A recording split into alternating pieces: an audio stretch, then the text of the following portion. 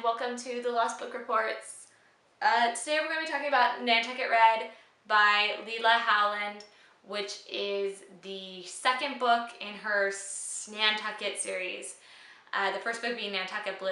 And I need to apologize because I've had this book since like January. I don't have the cover because it is in my iPad Kindle app. It was a NetGalley sent to me, and thank you very much to Disney because they never sent me anything, and this was like really exciting, so I apologize for not being a sucky blogger about it. I'm sorry.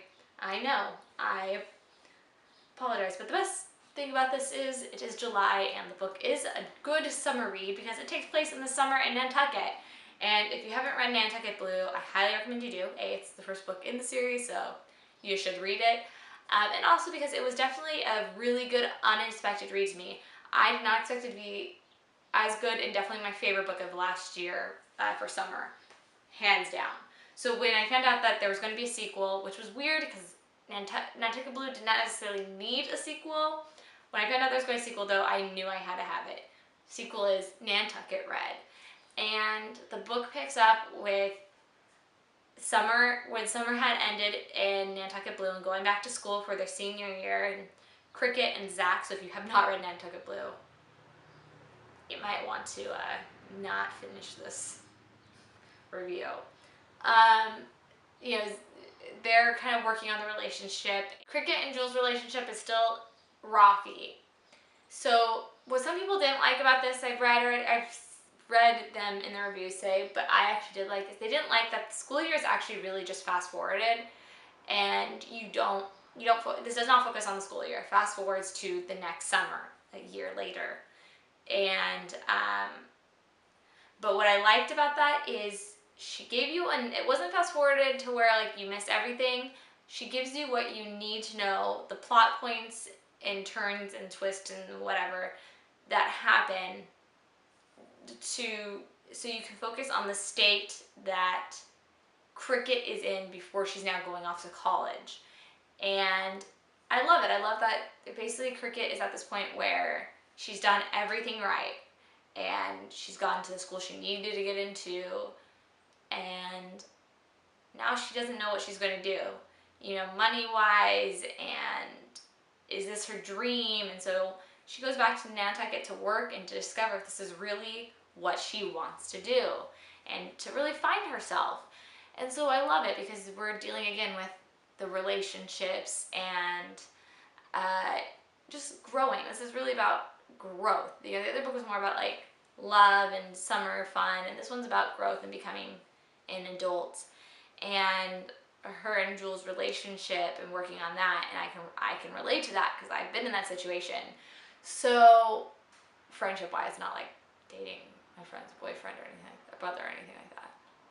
What I really want to say about Leila Howland's writing is what I loved is that from page 1 to page 300 and whatever, I felt the same way as I felt when I was reading Nantucket Blue.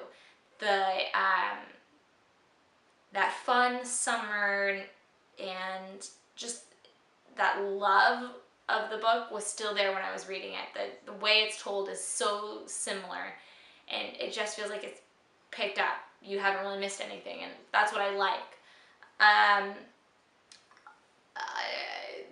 Did Nantucket Blue need to be a series? No, I would have been fine.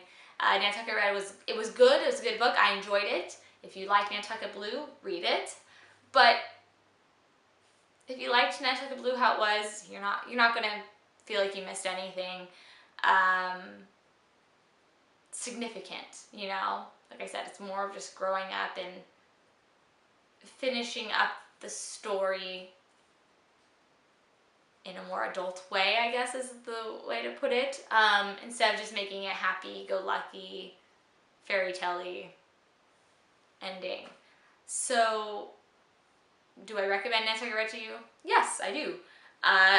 Is it a great summer read? Yes. Will it make you want to go to Nantucket? Absolutely, because literally halfway through this book, you guys, I googled how to do a clam bake. I was like, I want to do a clam bake. I want to do a huge thing in our backyard Nantucket slash Maine theme slash just East Coast beach themed New Englander party. She created a good enough world to make me want to be there and experience it myself, and I love it. So Leila Howland, I can't wait to read more of her work. Definitely a thumbs up from me. So check it out. Bye. And the problem is that I don't like really seafood that much, besides like salmon and some fish. I don't really eat crab or lobster or oysters or clams. And neither does my husband. So I was like, why would I do a clam bake if I don't eat it, my husband doesn't eat it, and half my family's either allergic or they don't eat it. So like, who's gonna show up to this thing? But it gave me such a good feel for that, what is it? What is it called when you plot, theme? What is it when you